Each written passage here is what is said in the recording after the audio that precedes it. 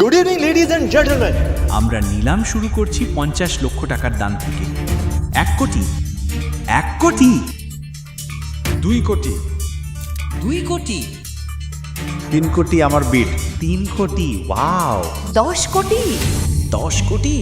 আর্চনাজি, আপনি তো শহরের অর্ধেক কিনে ফেলেছেন। আমাদের জন্য কিছু ছোট চুক্তি রেখে দিন। এই ব্যবসায়ীর কথা শুনে আর্চনার মুখে এক প্রাণঘাতী হাসি ফুটে উঠল।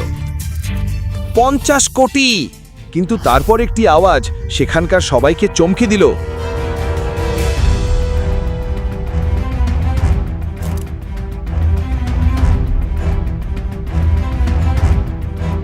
সরাসরি 50 কোটি? উনি কে? ওহ, উনি তো সেই ডেলিভারি বয় অভিনব। ওর কাছে 50 কোটি এলো কোথা থেকে? কোট প্যান্ট পরে এসেছে বলে কেউ চিনতে পারছে না। হ্যাঁ, ঠিকই তো, 2 দিন আগে আমার অফিসে লাঞ্চ ডেলিভারি দিতে এসেছিল। আমাদের কোনো সম্মান নেই নাকি? এমন একজন এলোমেলো মানুষ এত বড় নিলামে ঢুকলো কিভাবে?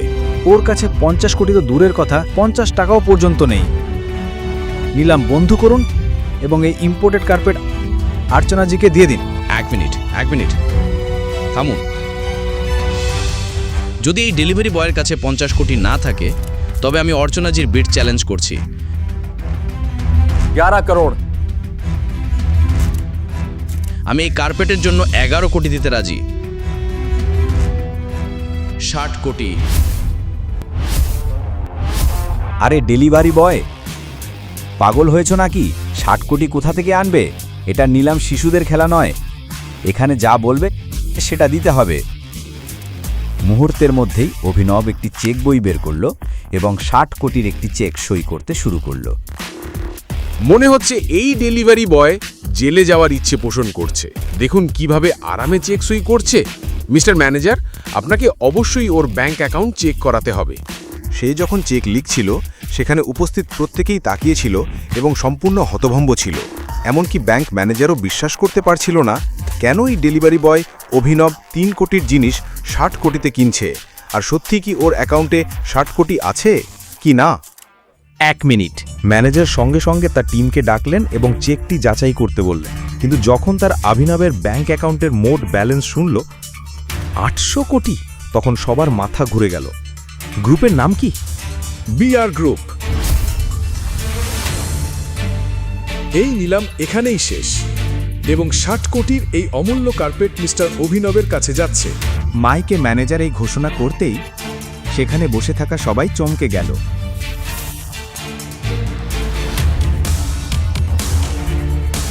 অর্চনা কিছুতেই বুঝতে পারছিল না, যাকে সবাই অকেজো ভাবত সেই অভিনবের কাছে এত টাকা কিভাবে থাকতে পারে। সে ভাবনায় ডুবেছিল। তখনই তার ফোন বেজে উঠল। হ্যাঁ, টেল মি। সেই ইম্পোর্টেড কার্পেটটা গেছে? এই ডেলিভারি বয় অভিনব 60 কোটির বিট করেছে? মানে আজকাল ডেলিভারি বয়দের কাছেও এত টাকা থাকে যে 5 কোটির জিনিস 60 কোটিতে কিনছে? আমি শপথ করে বলছি, ও এখান থেকে বের হতেই আমি ওকে বলবো, আমি ওকে ছাড়বো না। আর্চনাজি, এসব ভাবার আগে শুধু একবার অভিনবের মুখের দিকে তাকান।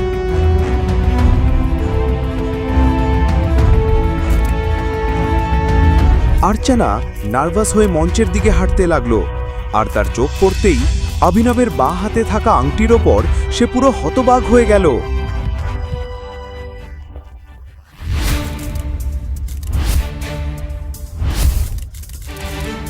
টাইগার!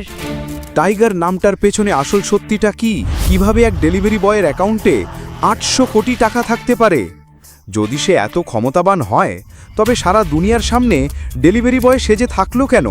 এসব প্রশ্নে ইন্সপেক্টর বিভ্রান্ত হয়ে পড়ল। এই ভিডিওটি তাকে দিয়েছিল এক অজানা মেয়ে।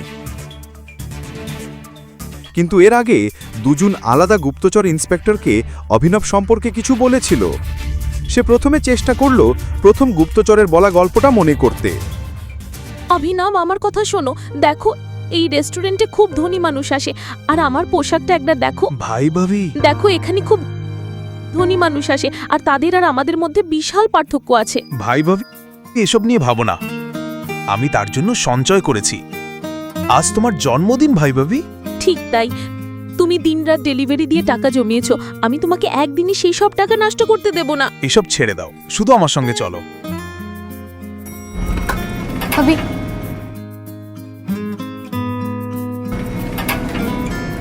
দাঁড়াও, আমি টেবিল দেখে আসি।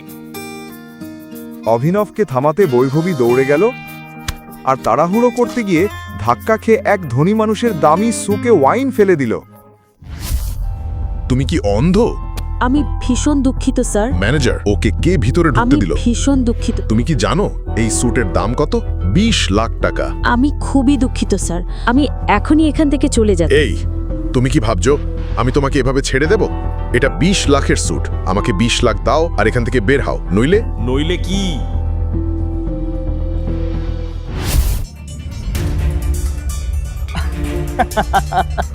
ম্যানেজার, এখানে কি চলছে? এই রেস্টুরেন্টে কোনো স্ট্যান্ডার্ড নেই। এখনই আমার গার্লফ্রেন্ডের কাছে ক্ষমা চান। কি বললেন? আমি ওর কাছে ক্ষমা চাইবো?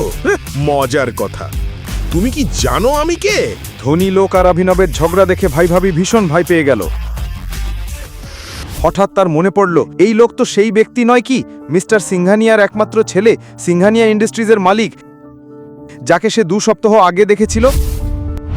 অভিনব, চল এই লোকটার কাছে ক্ষমা চেয়ে বেরিয়ে যাই। উনি সিংহানিয়া ইন্ডাস্ট্রিজের। শান্ত হও, এখনই আমার গার্লফ্রেন্ডের কাছে ক্ষমা চান, নইলে জীবনের বাকি সময় এই দিনটার জন্য অনুতাপ করবেন। মনে হচ্ছে তুমি আমার কথা শোনোনি।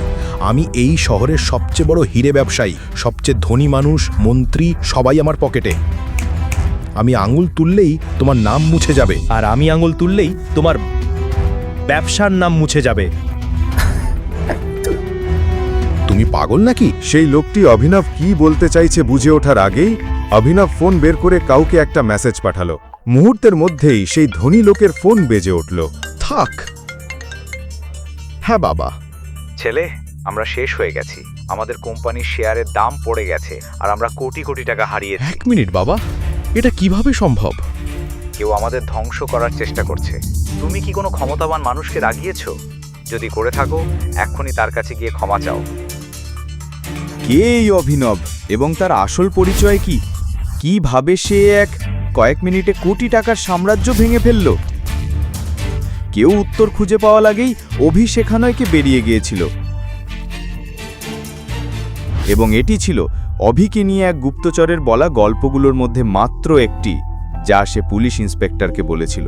কিন্তু ইন্সপেক্টর কিছুই বুঝতে পারল না, কারণ একদিন আগে অন্য গুপ্তচর সম্পূর্ণ ভিন্ন গল্প বলেছিল। আর সেই গল্পই বৈভবী গরিব মেয়ে নয়, বরং ধনী, যে সবসময় অভিকে অপমান করত। এই স্ক্র্যাপ ডিলারকে আমার সঙ্গে জড়িও না, আর আমার বয়ফ্রেন্ড নিয়ে ভুলে যাও। শুনলে তো? এখান থেকে বেরিয়ে যাও। বৈভবী তোমাকে বের করে দিয়েছে, আর আজকের পর ওর কাছে আসার স্বপ্নেও দেখো না। বৈভবী, আমার কথা শোনো। আমরা একসঙ্গে বাড়ি নেব ভেবেছিলাম। কুড়ে ঘরকে বাড়ি বলা হয় না অভিনব। এখান থেকে বেরিয়ে যাও।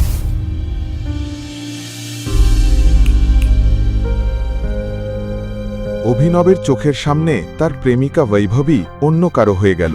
সে বিশ্বাসই করতে পারছিল না যে বৈভবী টাকা পয়সার জন্য তাকে বিশ্বাসঘাতকতা করতে পারে। তার বুকের ভেতর ব্যথায় ফেটে যাচ্ছিল। অভিনব সারা রাত রাস্তায় বসে মদ খেয়ে নিজের ভাগ্যকে গালাগাল দিচ্ছিল। হে ভগবান, তুমি যদি আমাকে মেরে ফেলতে সেটাই ভালো হতো। অভিনব ছিল নির্ঘুম এবং মাতাল। সে প্রায় এক গাড়ির সামনে চলে যাচ্ছিল, তখন গাড়ির চালক ব্রেক কষল। সেই গাড়িতে বসেছিল সানি সিং, গুড়গাঁওয়ের এক ধনী প্লেবয়।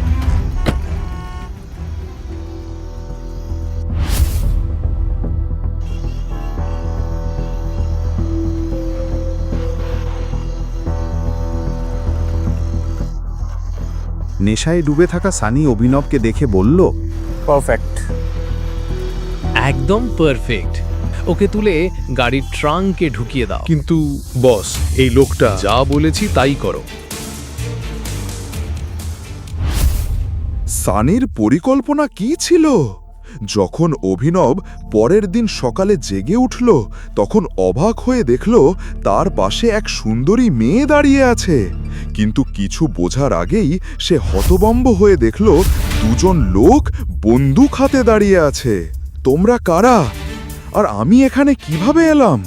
সানির বোন অনন্যা নিজের চোখকে বিশ্বাস করতে পারছিল না। সে কারু সঙ্গে রাত কাটিয়েছে। অনন্যা, এই মাতালটা কে? দাদু, আমি কিছু করিনি, আমাকে বিশ্বাস করুন। আমি ওকে চিনি না, জানিই না ও এখানে কিভাবে এলো। অনন্যা, তুমি এই বাড়ির নিয়ম খুব ভালো জানো, তাই না? আজ থেকে এই ছেলেটাই আমাদের জামাই। দাদু, আই এম সরি। যথেষ্ট হয়েছে। তুমি যদি কোনো নিয়ম ভাঙো, যে কোম্পানিটি তোমার নামে হতে চলেছিল তা সানির নামে হবে। ব্যাস, প্রস্তুত হও ওকে কোর্টে নিয়ে যাওয়ার জন্য।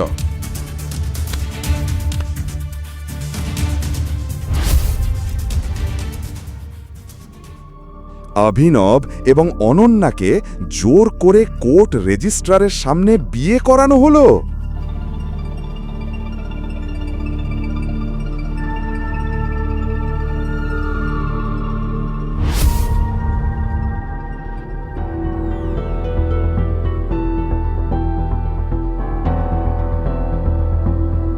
বিয়ে হবার সঙ্গে সঙ্গেই গ্র্যান্ডপা অভিনবকে আকরামের পার্টিতে পাঠালেন, যেখানে অনিচ্ছা সত্ত্বেও অভিনবের মুখোমুখি হল তার প্রাক্তন প্রেমিকা বৈভবী। আরে তুমি তো বোধহয় এখানে ফুলের তোড়া ডেলিভারি দিতে এসেছো, তাই না? তোমাকে এই বিলাসবহুল পার্টিতে দেখে আমার বমি পাচ্ছে। বৈভবী আর কিছু বলার আগেই অভিনব তার স্ত্রী অনন্যার কণ্ঠস্বর পিছন থেকে শুনল। বেবি।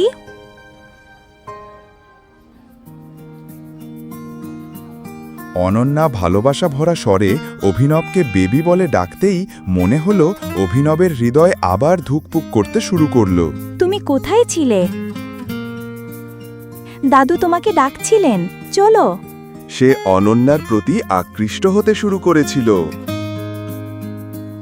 বেশি খুশি হওয়ার দরকার নেই, আমার বিনিয়োগকারীরা এই পার্টিতে আছে আর তারা জানে আমরা বিয়ে করেছি।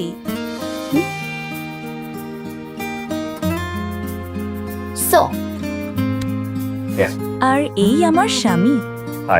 হাত মেলানোর জন্য অভিনব হাত বাড়াতেই বিনিয়োগকারীর চোখ পড়ল তার আঙ্গুলে থাকা একটি আংটির ওপর, যেখানে টি অক্ষর খোদাই করা ছিল। এটা হতে পারে না, এটা অসম্ভব।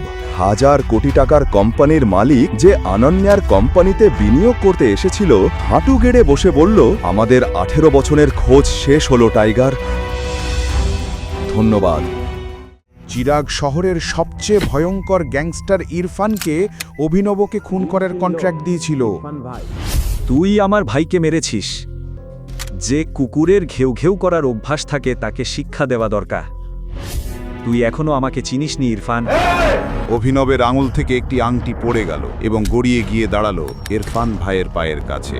টাইগার, মাফ করে দাও টাইগার, আমি অনেক বড় ভুল করেছি।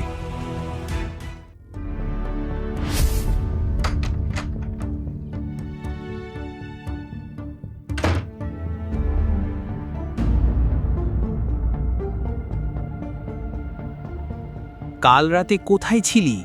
দাদু, কাল আমার এক বন্ধুর বাড়িতে পার্টি ছিল, আর দেরি হয়ে গেল বলে ওখানেই ঘুমিয়ে পড়েছিলাম। আচ্ছা, এখন বেকার হয়ে গেছিস, এখন এই শুরু হয়েছে।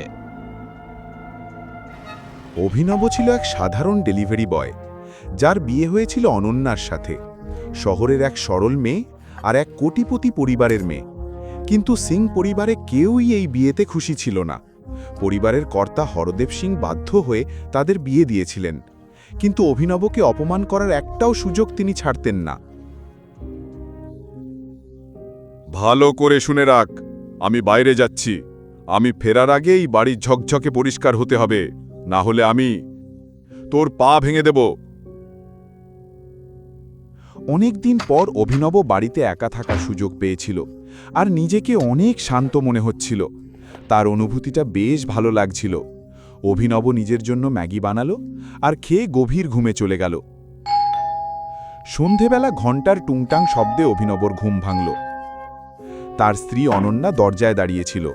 সে অভিনবর এলোমেলো চুল আর কুচকানো জামাকাপড় দেখে সঙ্গে সঙ্গে জিজ্ঞেস করল, তুমি কখন ফিরলে? সারাদিন বাড়িতে ঘুমোচ্ছিলে? না না, আমি দুপুরে ফিরেছি। তাছাড়া তোমাকে তোমার ভাই ফোন করেছিল? না, কেনই বা উনি আমাকে ফোন করবেন? মনে হচ্ছে সানি সিং এখনও আমার কথাকে সিরিয়াসলি নিচ্ছে না। না মানে এমনিই জিজ্ঞেস করছিলাম। ভাইয়ের নাম শুনে অনন্যার মনে পড়ল যে তার ভাই ভিআর গ্রুপে কাজ করত। সিং ইন্ডাস্ট্রিজের সব কর্পোরেশন চিরাগের হাতে তুলে দেওয়া হয়েছে। এটা ভেবে অনন্যা ভেতরে ভেতরে রেগে যাচ্ছিল, কিন্তু সে আর কিছু ভাবতে চাইছিল না। হঠাৎই অনন্যার মনে পড়ল অভিনব তো গত রাতে বাড়ি ফেরেনি। সে সন্দেহ করল আর জিজ্ঞেস করল, তুমি গত রাতে কোথায় ছিলে? আমি গতকাল আমার এক পুরনো বন্ধুর বাড়ি গিয়েছিলাম। কথা বলতে বলতে দেরি হয়ে গেল, তাই সেখানেই ঘুমিয়ে পড়েছিলাম। এক পুরনো বন্ধু। মিস্টার আকরাম, যাকে হোটেল থেকে বের করে দেওয়া হয়েছিল, তাই না? অনন্যা অভিনবের দিকে তাকিয়ে রইল। সে নিশ্চিত হয়ে গেল এটা সম্ভব নয় যে তার গরিব স্বামী শহরের সবচেয়ে বড় ব্যবসায়ী আর মাফিয়া কিং আক্রমের বন্ধু হতে পারে। হ্যাঁ, তুমি ঠিকই চিনেছ।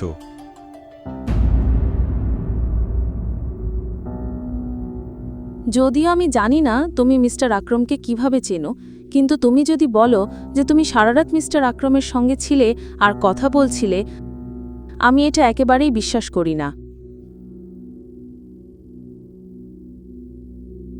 এটা বলেই অনন্যা টিভি রিমোটটা তুলে নিল আর টিভি অন করতে করতে বলল, আচ্ছা বলো তো, মিস্টার আকরাম কেমন মানুষ?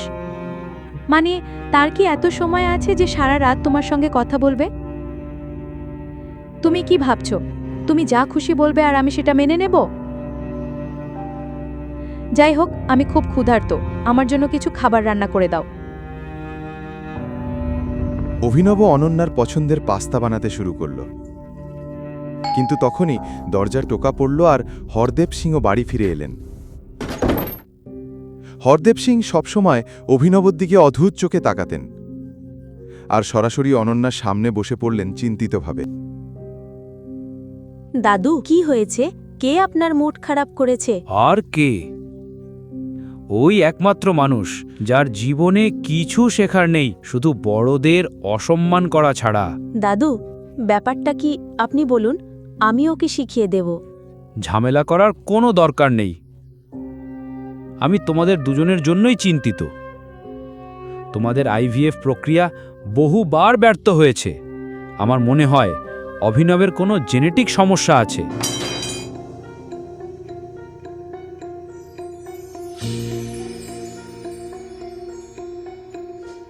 সে তো অনাথ, তার পরিবার অজানা, নিশ্চিত তার জিনে কোনো ত্রুটি আছে। এটা বলতে বলতে হারদেবের দৃষ্টি রান্নাঘরের দিকে গেল আর তারপর সে এত জোরে বলল যাতে অভিনব শুনতে পারে, আমি চাই অভিনব একবার শারীরিক পরীক্ষা করাক। আমি তো শুধু তোমাদের ভালোটাই চাই, আর কি। গ্র্যান্ডপা, তুমি তো এত মিষ্টি, কিন্তু আমরা কি এই বিষয়টা আপাতত সরিয়ে রাখতে পারি? আমার মাথায় অনেক কাজের চাপ আছে এখন। আমার কোম্পানি আর্থিক সংকট থেকে মাত্র বেরিয়েছে। আমাকে এখন কোম্পানির দিকেই মনোযোগ দিতে হবে, সন্তানের দিকে নয়। বেটা, তুমি চাইছো আমি এই বিষয়টা সরিয়ে রাখি। তোমার বিয়ে হয়েছে 2 বছরেরও বেশি। তোমরা বহুবার আইভিএফ করেছো, কিন্তু প্রক্রিয়াটা ব্যর্থ হয়েছে। তবুও তোমার কোনো তাড়া নেই। আমাকে তো লোকজনকে উত্তর দিতে হয়, তাদের খোঁচাও শুনতে হয়। যদি তাই হয় তাহলে এখন থেকে লোকজনকে তুমি নিজেই উত্তর দেবে। দাদাজি, দয়া করে এখন এই প্রসঙ্গে আমার সাথে কথা বলো না। অনন্যা তার প্রিয় পাস্তা দেখে হেসে উঠল। প্রথমবারের মতো অনন্যা অনুভব করল অভিনবের দিক থেকে যত্ন। যদিও অভিনব গত 2 বছর ধরে এটা করছিল। অনন্যা গভীরভাবে অভিনবের দিকে তাকালো। আজ যখন সে দেখল পাস্তার মতো ছোট্ট ব্যাপারও তার হৃদয়ে ছুঁয়ে গেল। অভিনব আর অনন্যার চোখে চোখ পড়ল আর অনন্যা আস্তে করে বলল, থ্যাংক ইউ। অভিনব সেটা অনুভব করল। সে বুঝল যে অনন্যার হৃদয়ে নিজের জন্য জায়গা করে নেওয়ার যাত্রায় সে এক ধাপ এগিয়ে গেছে। অনন্যা এতটাই মুহূর্তে হারিয়ে গেল যে দাদাজির অশান্ত মুখভঙ্গি পর্যন্ত খেয়াল করল না, সম্পূর্ণ অপেক্ষা করল। এখনই তোমার শারীরিক পরীক্ষার কোনো প্রয়োজন নেই। আমরা অন্য সময় ভাবব। আমিও তাই।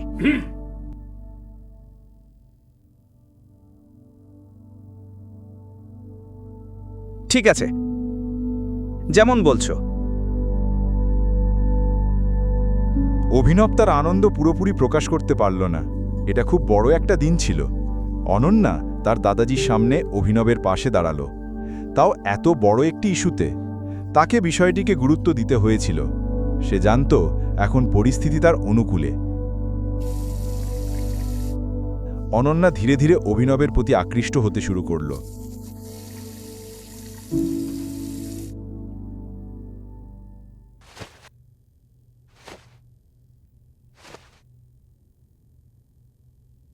অনন্যা, যদি আগামীকাল তোমার ভাইয়ের কাছ থেকে ফোন আসে আর সে যদি সিং ইন্ডাস্ট্রিজ আর বিআর গ্রুপের মধ্যে সহযোগিতার কথা বলে, তুমি যেন সাথে সাথে হ্যাঁ না বলো, কিছু সময় নেবে। তোমার গুরুত্ব বোঝাতে হবে। তোমার মাথা খারাপ হয়েছে নাকি সানি? ভাই সবকিছুই তো চিরাগকে দিয়ে দিয়েছে। এখনও বিআর গ্রুপের সাথে পুরো কর্পোরেশন সামলাবে। ওর কেন আমার প্রয়োজন হবে? আর তুমি তো কিছু জানোই না, তুমি শুধু আজে বাজে কথা বলো। অনন্যা, শুধু মনে রেখো, যদি ফোন আসে সাথে সাথে হ্যাঁ বলো না। Good night. শুয়ে পড়ো। নিজের কথা বলেই অভিনব শুতে গেল। অনন্যা কোনোভাবে নিজেকে সামলে নিল আর আলো নিভিয়ে শুতে গেল। পরের দিন অনন্যা কাজের জন্য বাড়ি থেকে বেরোলে অভিনব ওর পিছু নিল হোটেল সাফায়ারের দিকে। অভিনব চলে গেল। সে তার আসল পরিচয় সবার থেকে গোপন রেখেছিল। সিং পরিবারে তার পরিচয় ছিল সে শুধু একজন সাধারণ ডেলিভারি বয় আর অকর্মণ্য জামাই, কিন্তু আসলে সে ছিল শক্তিশালী কোম্পানির নতুন বস, দ্য মাফিয়া কিং। আন্ডারওয়ার্ল্ডে সবাই তাকে চিনত টাইগার নামে। সঞ্জয়ের খুনের পর অক্রম অভিনবকে 18 বছর অনাথ আশ্রমে রেখেছিল। সেখানে প্রতিদিন কঠোর শারীরিক প্রশিক্ষণ দিত তাকে, প্রতিটি সমস্যার মুখোমুখি হতে প্রস্তুত করত।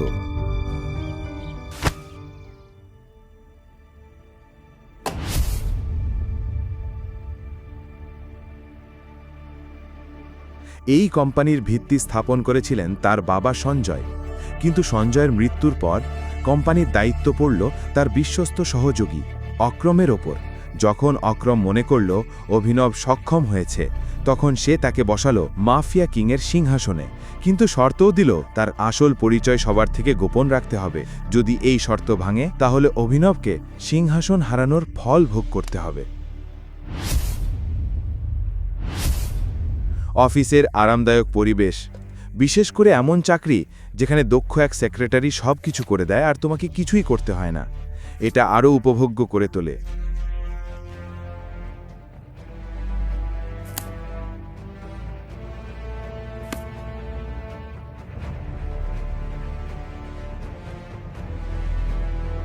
অভিনব এখনও এটা ভাবছিল, তখন তার কেবিনের দরজায় নক হলো আর তার সেক্রেটারি নন্দিতা ভেতরে এলো। আজ তাকে আরও সুন্দর লাগছিল, কিন্তু এইবার নন্দিতা অভিনবের দিকে তাকালো আর তাকে বেশিক্ষণ তাকানোর সুযোগ না দিয়ে সঙ্গে সঙ্গে বলল, টাইগার, সিং ফ্যামিলি থেকে কেউ এসেছে বিটি গ্রুপের সাথে পার্টনারশিপ নিয়ে কথা বলতে। তার নাম চিরাগ। তাকে বলো চলে যেতে। ঠিক আছে। সানি, নিজেকে কিভাবে? আমি যখন বলেছিলাম শুধু অনন্যাই সহযোগিতা সামলাবে, তখন সে কেন নতুন লোক পাঠাচ্ছে? হয়তো আমাকে ওকে আমার মতো করেই বোঝাতে হবে। তখনও বিআর গ্রুপের বিলাসবহুল অফিসে ছিল।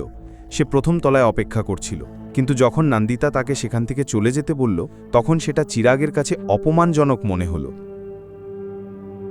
চিরাগ ব্যর্থতার খবর নিয়ে ফিরে এলে আর যা কিছু ঘটেছিল সেটা সানিকে বললে, সানির মুখ রাগে লাল হয়ে গেল।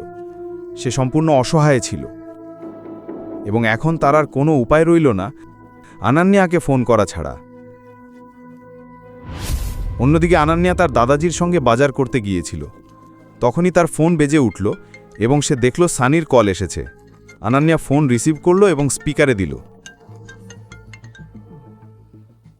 হ্যাঁ ভাইয়া। অনন্যা, তোমার ভাইয়ের তোমার কাছে একটু সাহায্য দরকার। তুমি কি আমাকে সাহায্য করবে? সাহায্য? আমি কিছুই বুঝতে পারছি না। ব্যাপারটা হলো, আমাদের আর বিআর গ্রুপের মধ্যে যে সহযোগিতা হয়েছে, আমি সিদ্ধান্ত নিয়েছি যে এখন থেকে আমাদের সব ডিল তুমি সামলাবে। তোমাকে কাল বিআর গ্রুপের অফিসে গিয়ে কথা বলতে হবে। নতুন প্যাকেজিং আর্টিস্টদের চুক্তি যত তাড়াতাড়ি সম্ভব সই করতে হবে। এটা শুনে গতরাতে অভিনব যা বলেছিল হঠাৎ করে অনন্যার মনে পড়তে শুরু করলো, তাই সাথে সাথে হ্যাঁ বলবে না। দুঃখিত ভাইয়া, তুমি তো এই কাজটা চিরাগকে সামলাতে দিয়েছিলে, তাই না? আমার মনে হয় যদি কাজটা অর্ধেক শেষ হয়ে থাকে তাহলে সেটা ওকে করতে দাও। যেমন 4 জন মিলে একটি মিষ্টি বানালে সেটা অন্যরকম হয়ে যায়। ঠিক আছে ভাইয়া, আমার অনেক কাজ আছে, পরে কথা বলবো। তুমি কি করলে বেটা? তুমি জানো না এর ফলাফল কি হতে পারে? হরদেবের মতে অনন্যা তার কাছে আসা একটা ভালো সুযোগ প্রত্যাখ্যান করেছিল। সানি তাকে ফোন করে সরাসরি অনুরোধ করেছিল, কিন্তু অনন্যা সেটা মেনে নিল না। সে বিষয়টিকে এড়িয়ে গেল। অনন্যা ডিজাইনার বুটিক থেকে বেরিয়ে এসে একটা বেঞ্চে বসে পড়ল। আর তখনই সে অভিনবকে একটা মেসেজ পাঠালো। অন্যদিকে অভিনব ফোনে আকরামের সঙ্গে কথা বলছিল। আজ দুজনেরই একসঙ্গে লাঞ্চ করার পরিকল্পনা ছিল। অভিনব ফোনটা নামানো মাত্রই দেখল অনন্যা তাতে মেসেজ করেছে। কিছুক্ষণ আগে ভাইয়ার ফোন এসেছিল। সে আমাকে বলছিল যে এখন থেকে বিআর গ্রুপের সঙ্গে কর্পোরেশন আমাকে সামলাতে হবে। আমি না করে দিয়েছি। এখন কি করব? এই মেসেজ পড়ে অভিনবের মন আনন্দে ভরে গেল। তার খুব ভালো লাগলো যে তার স্ত্রী এখন তার কথা শুনতে শুরু করেছে।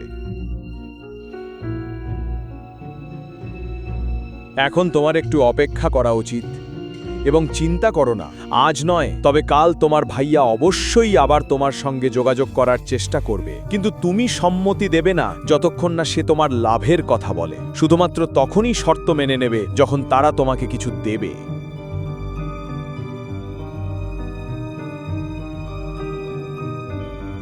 অনেকদিন পর আজ অভিনব আকরামের সঙ্গে দেখা করছিল। আকরামই একমাত্র ব্যক্তি যিনি তাকে তার বাস্তব পরিচয়ের সঙ্গে পরিচিত করিয়েছিলেন। তাকে পরিচিত করিয়েছিলেন টাইগার নামে। Tiger, welcome welcome welcome.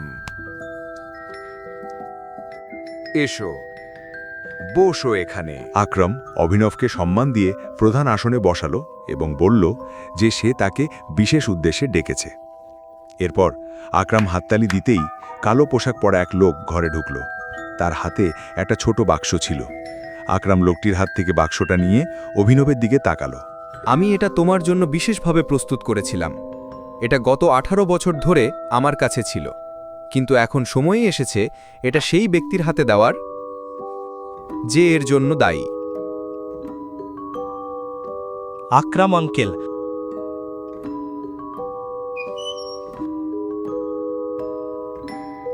আমি এটা নিতে পারি মা। আমি এটা বিশেষভাবে তোমার জন্যই খুঁজে পেয়েছি এবং সময় আসলে এটা তোমার খুব কাজে লাগবে। আকরামের মুখ থেকে এই কথাগুলো বেরোতেই তার ফোন বেজে উঠল। হ্যালো। ফোন ধরার পর আকরামের মুখাভিনয় আরও গম্ভীর হয়ে উঠল। ঠিক আছে, আমি দেখছি।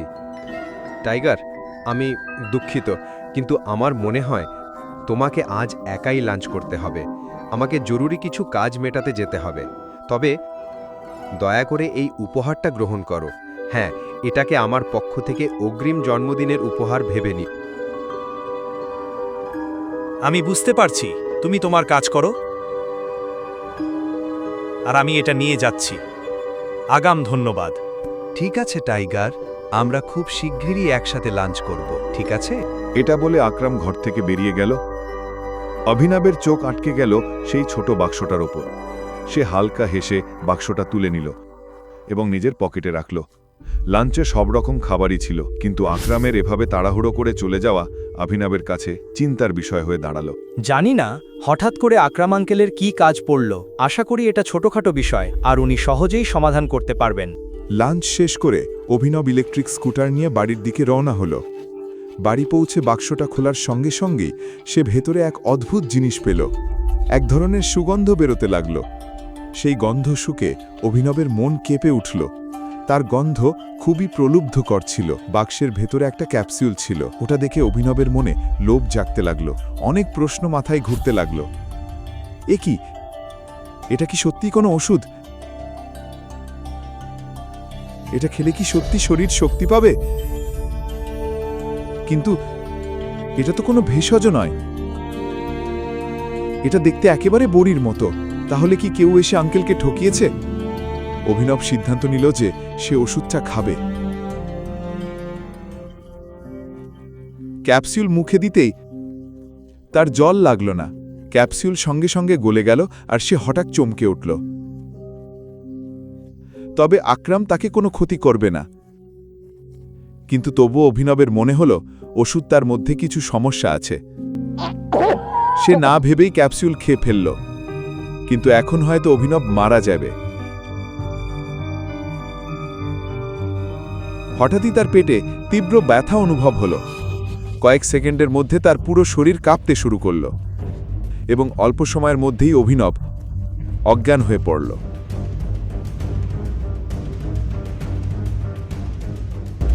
যখন সে চোখ খুলল তখন প্রায় রাত হয়ে গেছে। অভিনব ঠিক তখনই চোখ খুলল, হঠাৎই একটা তীব্র গন্ধ আসতে শুরু করল। এই সময় তার জামাকাপড় পুরো ভিজে গিয়েছিল আর সেগুলো থেকেও দুর্গন্ধ বেরোতে লাগলো। ভীষণ জঘন্য লাগছিল। অভিনবের ভাববার সময় ছিল না। সে স্নান করার জন্য বাথরুমে চলে গেল। তার শরীর সম্পূর্ণ পরিষ্কার করতে প্রায় 1 ঘন্টা লেগে গেল। সে নতুন জামা কাপড় পরে বাথরুম থেকে বেরোলো। যেখানে সে অজ্ঞান হয়ে পড়েছিল সেখানে হলুদ রঙের তরল জমে গিয়েছিল, একেবারে বাজে গন্ধ হচ্ছিল। আর সেটা পরিষ্কার করতে অভিনবের আরও 8 ঘন্টা লেগে গেল। কেউ আকরাম আঙ্কালকে বোকা বানিয়েছে। শক্তি তো বাদই দিলাম, আমাকে শুধু কষ্টই দিয়েছে, তার উপর এই দুর্গন্ধ। আমি তো জানিই না এই ওষুধের আরও কত পার্শ্ব প্রতিক্রিয়া আছে। ঘরটা পরিষ্কার হতেই অনন্যা আর হারদেব বাড়ি পৌঁছালো। আজ তো বেশ ভালো শপিং হয়েছে, তাই না? হ্যাঁ, আর আমরা ঠিক সময়েই করেছি, একেবারে। তুমি কি রান্না করেছো? আসলে আমার কিছু কাজ ছিল, তাই রান্না করতে পারিনি। আমি ভাবছিলাম কেননা আজ একটু বাইরে খেয়ে আসা যাক। আহা, এমন অজুহাত তো আজকের আগে শুনিনি। তুমি তো সারাদিন বাড়িতেই থাকো, কোনো কাজ নেই। মনে হচ্ছে রাজপুত্র আজকাল ভীষণ ব্যস্ত হয়ে গেছে। অনন্যাও অভিনবের কথা হজম করতে পারছিল না, কিন্তু গত কয়েকদিন ধরে অভিনবের এই বদলে যাওয়া রূপ দেখে অনন্যা বিরক্ত হচ্ছিল না। এজন্যই অনন্যা বলল, আসলে দাদাজি, আমিও ভাবছিলাম আজ কেন না একটু বাইরে খেয়ে আসা যায়।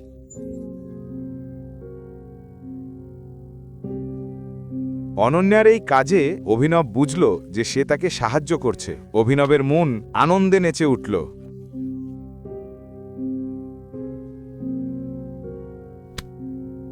অভিনব, কি চলছে? দায়িত্ব একটা জিনিস। তুমি তো সব সময় রান্না করেছো, আজকাল তোমাকেই রান্না করতে হয়। কি হয়েছে? এসব উজমাত দিও না। ঠিক আছে।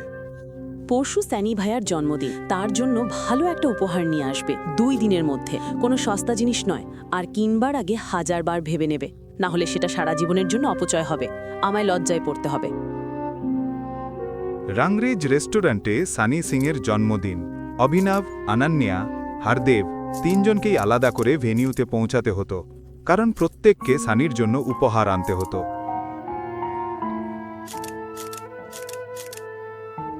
সময় দেখছ তো? অভিনব তখনও আসেনি আর অনন্যা অপেক্ষা করছিল। অভিনব প্রতিশ্রুতি দিয়েছিল যে এবার সেও উপহার দেবে, সবার থেকে আলাদা হবে সেটা।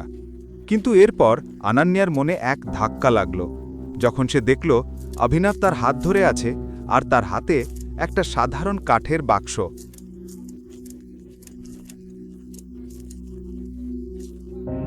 এটা কি অভিনব? অন্তত বাক্সটা গিফট র্যাপ করাতে পারতে। আরে আমি তো র‍্যাপ করাতে চাইনি, আর সময়ও ছিল না। যাই হোক, থাক। বাক্সটা কেমন দেখাচ্ছে তাতে কি আসে যায়? ভেতরে কি আছে সেটাই তো আসল ব্যাপার, তাই না? এবার যখন সবাই ভাইয়াকে উপহার দিতে শুরু করবে, ওই বাক্সটাও সেগুলোর সাথে রেখে দিও। আমি আর কোনো নাটক চাই না, আমি ক্লান্ত। ঠিক আছে, যেমন বলবে। সানি সিংয়ের বিশ্বস্ত বন্ধু চিরাগ সবকিছু লক্ষ্য করছিল, আর অভিনবকে অপমান করার এই সোনার সুযোগটা সে হাতছাড়া করতে চাইল না। এখন বেকাররাও পার্টিতে আসবে। চিরাগ, অভিনব আমার স্বামী, সাবধান, যদি ওকে অপমান করো। দেখো অ্যানান্না, আমি কি তোমার অনুভূতিতে আঘাত করেছি? কিন্তু এই গরিব লোকটার জানা উচিত যে সে এক মিলিয়নিয়ার মেয়েকে বিয়ে করেছে। এরকম ভিখারিরা কতদিন টিকবে? নিজের কাজে মন দাও। আমি এখানে কোনো ঝামেলা করতে চাই না। নিজের সীমার মধ্যে থাকো। ভুলে যেও না যে তুমি কেবল একজন সাধারণ ডেলিভারি বয়। অনন্যাকে বিয়ে করেছো বলে আকাশে উড়ছো? আমি যতটা অকেজো হতে চাই ততটাই হব, কিন্তু আমি তোমার থেকে অনেক ভালো। আমি সেই লোক নই যাকে বিয়ার কোম্পানি আবর্জনার মতো অফিস থেকে ফেলে দিয়েছিল। ব্যাপারটা একেবারেই উত্তপ্ত হয়ে উঠেছিল। চিরাগের শহরের বড় বড় গুন্ডাদের সাথে অনেক সম্পর্ক ছিল, কিন্তু তবুও সে চিরাগের সাথেই ঝামেলা পাকালো। সব শেষ। আজ রাতটা অভিনবের জন্য ভালো যাচ্ছে না। এটাই তার প্রাপ্য ছিল। সিং পরিবার চাইছিল অভিনব মার খাক। মুহূর্তেই চিরাগ ঘুষি মারার জন্য হাত তুলল, আর অভিনব সঙ্গে সঙ্গে তার হাত চেপে ধরল। এখনো আমাকে মারতে চাও? আমি তোর রক্ত খেয়ে ফেলবো। চিরাগ যখন শোলে সিনেমার সেই পুরনো ডায়লগ বলল, অভিনব তার হাত এমনভাবে মোচড় দিল যে চিরাগের অবস্থা খারাপ হয়ে গেল, আর ব্যথায় চিৎকার করতে লাগলো। তুমি আমাকে এতটাই ঘৃণা করো, তাই না? যদি আমার হাত তোমাকে ছোঁয় তাহলে এখন তুমি নিজেকেই ঘৃণা করবে। নিজের শক্তির ফলাফল দেখে অভিনব নিজেই হতবাক। হঠাৎ তার এত শক্তি কোথা থেকে এলো? এটা কি আকরামের দেওয়া ক্যাপসুলের প্রভাব? এদিকে চিরাগ মাটিতে গড়াগড়ি খাচ্ছিল ব্যথায়। এটা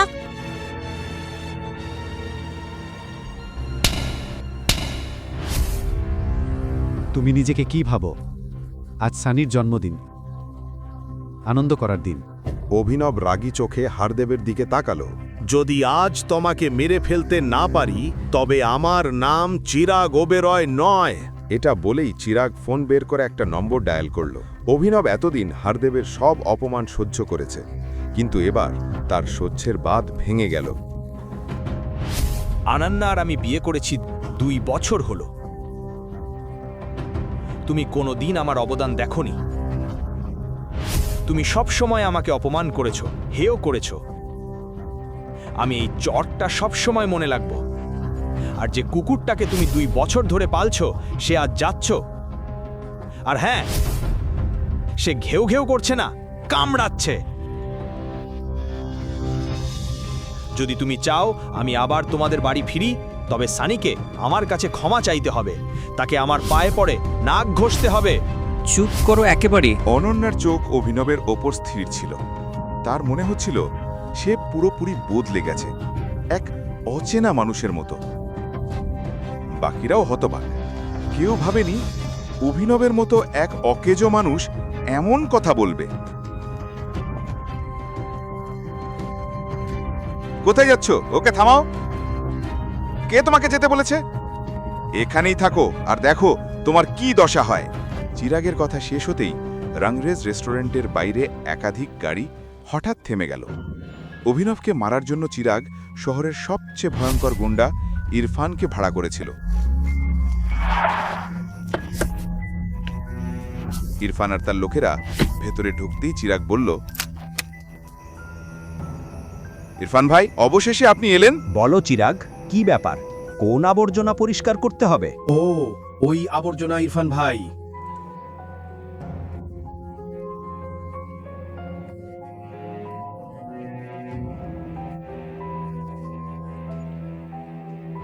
তো তুই আমার ভাইকে মেরেছিস? এক কুকুর যদি সারাদিন ঘেউ ঘেউ করে তাকে কি শিক্ষা দেওয়া উচিত নয়? ছেলে, তুমি তরুণ, তোমার রক্ত গরম, আমি বুঝি। কিন্তু জানো কি, আমাকে এভাবে কখনো কেউ কথা বলেনি। অন্যরা তোমার সাথে কেমন কথা বলে তাতে আমার কিছু আসে যায় না। তুমি যদি আমার সাথে এভাবে কথা বলো তাহলে ভীষণ অনুতপ্ত হবে। ছেলেটা, কসম, তোমার মধ্যে ভীষণ অহংকার আছে। তোমার মতো ছোট মানুষের সামনে আমি অহংকারী হতে পারবো না নাকি? অভিনবের মুখে কোনো ভয় ছিল না, যেন কারোর প্রেতাত্মা তার শরীরে ভর করেছে।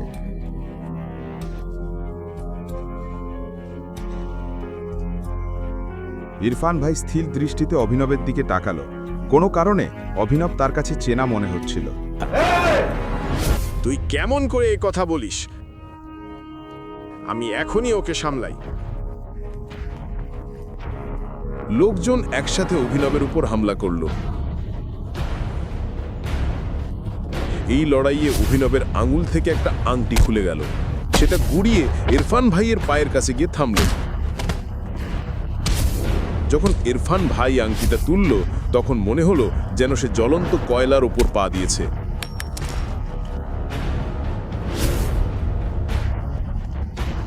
সে সঙ্গে সঙ্গে অভিনবের পায়ে পড়ে গেল আর বলতে লাগলো, টাইগার, আমাকে ক্ষমা করে দাও টাইগার, আমি বড় ভুল করেছি। অভিনবের গোপন কি সবার সামনে ফাঁস হয়ে যাবে এখন? তাকে কি সবার কাছে নিজের আসল পরিচয় প্রকাশ করতে হবে? অভিনব কি ইরফানকে ক্ষমা করবে? চিরাগ যখন অভিনবের পরিচয় জানবে তখন কি হবে? সত্যিটা কি প্রকাশ পাবে? অভিনবের বিআর গ্রুপের সাথে কি সম্পর্ক? আকরামের দেওয়া বুড়ি কোনো পার্শ্ব প্রতিক্রিয়া দেখাবে? পুরো গল্পটি জানতে এখনই পকেট এফএম অ্যাপটি ডাউনলোড করুন, লিঙ্কটি রয়েছে বর্ণনায়।